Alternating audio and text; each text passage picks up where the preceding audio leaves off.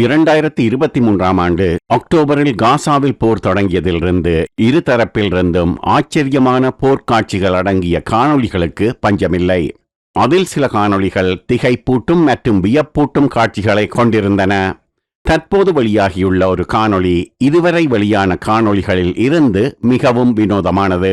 இந்த காணொளியில் பழைய காலத்தில் பிரபலமான ஒரு கேட்டபால்ட் அல்லது கவன் போன்ற ஒரு பொறிமுறை இயந்திரம் ஒன்றை இஸ்ரேலிய துருப்புக்கள் பயன்படுத்துவதை காட்டுகிறது. இந்த பொறிமுறை இயந்திரம் தீப்பிழம்பு ஒன்றை இஸ்ரேலிய எல்லையை கடந்து லெபனானுக்குள் வீசுகிறது.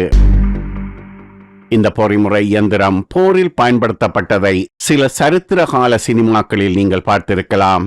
இது சில நூற்றாண்டுகளுக்கு முன் பாவனையில் இருந்தது. இந்த பழைய கால பொறிமுறை இயந்திரத்தை ட்ரெபுசெட் என்ற பெயரில் சரித்திர நூல்களில் குறிப்பிடுகிறார்கள். ட்ரெபுசெட் என்பது ஒரு பிரெஞ்சு சொல். இது ஒரு மிக பழைய காலத்து பொறிமுறை. சீனாவில் 4ஆம் நூற்றாண்டில் காணப்பட்டதாக சரித்திர நூல்களில் குறிப்புகள் உண்டு. தமிழ் மன்னர்கள் காலத்திலும் பயன்படுத்தப்பட்டதற்கு சரித்திர ஆதாரங்கள் உண்டு. நீங்கள் சங்க இலக்கியத்தை படித்திருந்தால் இது பற்றிய குறிப்புகளை சங்க இலக்கியத்தில் காணலாம். சங்க இலக்கியத்தில் இது எரிபெறந்தெடுத்தல் என்ற பெயரில் குறிப்பிடப்படுகிறது. அதன் விளக்கம் எதிரி நாட்டை எரிப்பது.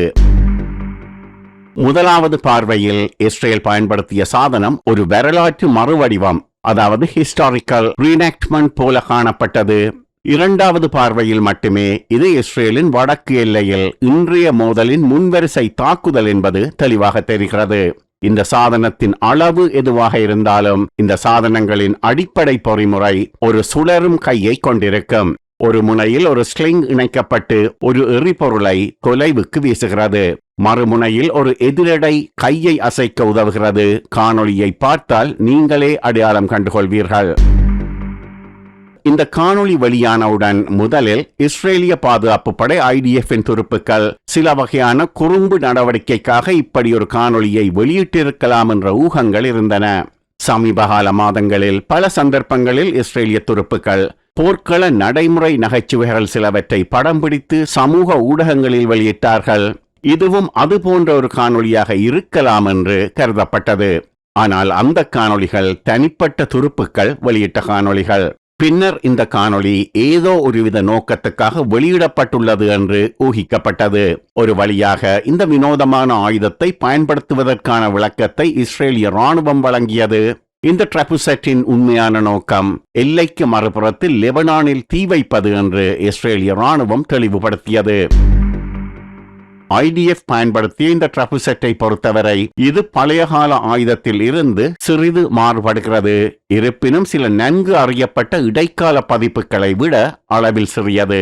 இஸ்ரேலிய ராணுவம் நிஜமாகவே இந்த சாதனத்தை போரில் பயன்படுத்த போகிறதா அல்லது லெபனானுக்குள் சில பகுதிகளை எரிக்கப் போகிறோம் என்று குறிப்பால் உணர்த்துகிறார்களா என்பதற்கு விளக்கம் கொடுக்கப்படவில்லை. கடந்த சில தினங்களாக தெற்கு லெபனானிலிருந்து ஹெஸ்பல்லா நடத்தும் சில ஆளற்ற விமான தாக்குதல்கள் வடக்கு இஸ்ரேலின் காடுகளை எரிக்கும் விதத்தில் இருந்தன. அதனால் வடக்கு இஸ்ரேலில் காட்டுத்தீ ஏற்பட்டது. இஸ்ரேலின் தீயணைப்பு குழுக்கள் பல மணி நேரம் முயன்ற பின்னரே காட்டுத்தீ அணைக்கப்பட்டது. அதேபோல லெபனானிலும் நடக்கப் போகிறது என்று லெபனானை எச்சரிக்கும் விதத்தில் இப்படி ஒரு பழையகால இயந்திரம் பயன்படுத்தப்பட்டிருக்கலாம். அதிநவீன ஆயுதங்கள் ராணுவ சாதனங்களை கொண்ட உலகின் மிக நவீனமான ராணுவங்களில் ஒன்று இஸ்ரேலிய ராணுவம். அவர்கள் இதுபோன்ற சாதனம் ஒன்றை பயன்படுத்தியதுதான் ஆச்சரியத்தை ஏற்படுத்தியுள்ளது. இந்த இயந்திரத்தால் வீசப்பட்ட தீப்பிழம்பு லெபனானுக்குள் எதையாவது எரித்ததா என்ற தகவல் ஏதும் இதுவரை வெளியாகவில்லை.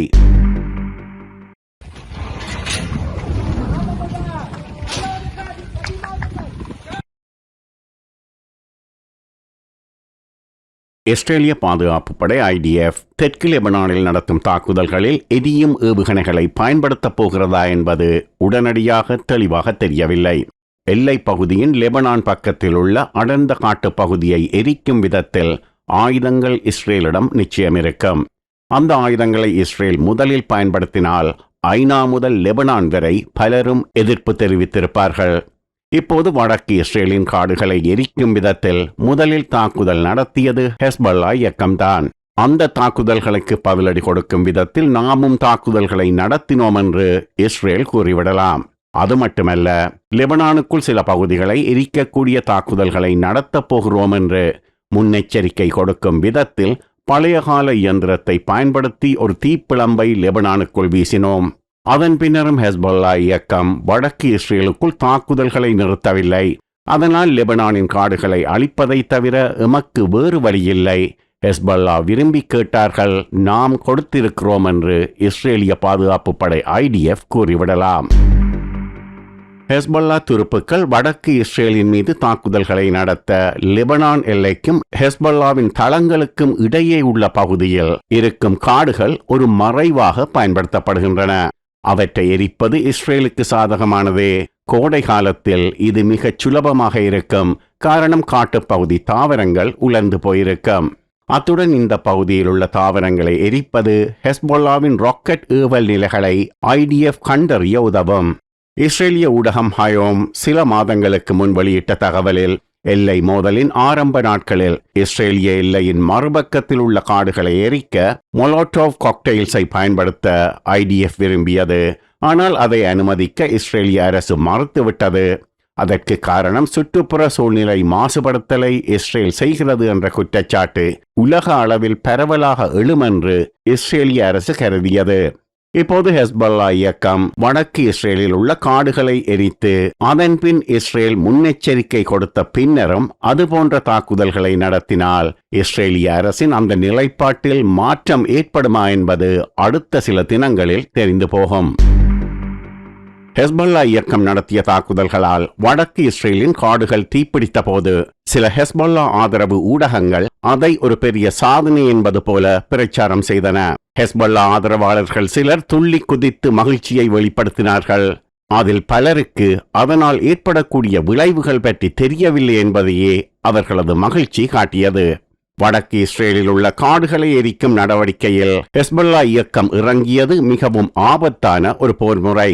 காரணம், அது லெபனானுக்குள்ளே இஸ்ரேலும் அதே போன்ற தாக்குதல்களை நடத்த பாதை போட்டு கொடுத்துள்ளது.